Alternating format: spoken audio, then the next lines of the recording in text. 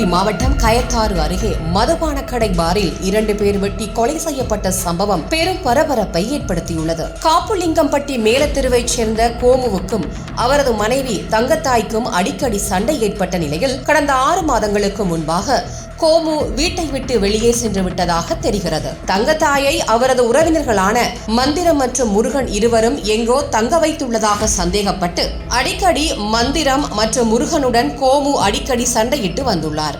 இந்நிலையில் கயத்தாறு அருகே உள்ள தளவாய்புரத்தில் அமைந்துள்ள மதுபான பாரில் மந்திரமும் முருகனும் மது அருந்திக் கொண்டிருந்த போது அங்கு சென்ற கோமு இருவரிடமும் எனது மனைவியை எதற்காக மறைத்து வைத்துள்ளீர்கள் என்று தகராறு செய்துள்ளார். தகராறு முற்றவே கோமு தான் மறைத்து வைத்திருந்த அரிவாளால் இருவரையும் சரமாரியாக வெட்டினார். இதில் இருவரும் உடல் முழுவதும் பலத்த காயங்களுடன் சரிந்து விழுந்தனர். அதன் பிறகு கோமு அங்கிருந்து தப்பி ஓடிவிட்டார். உடனே அருகிலிருந்தவர்கள் மந்திரம் மற்றும் முருகனை மீட்டு ஆம்புலன்ஸ் மூலம் கோவில்பட்டி அரசு மருத்துவமனைக்கு சிகிச்சைக்காக அனுப்பி வைத்தனர்.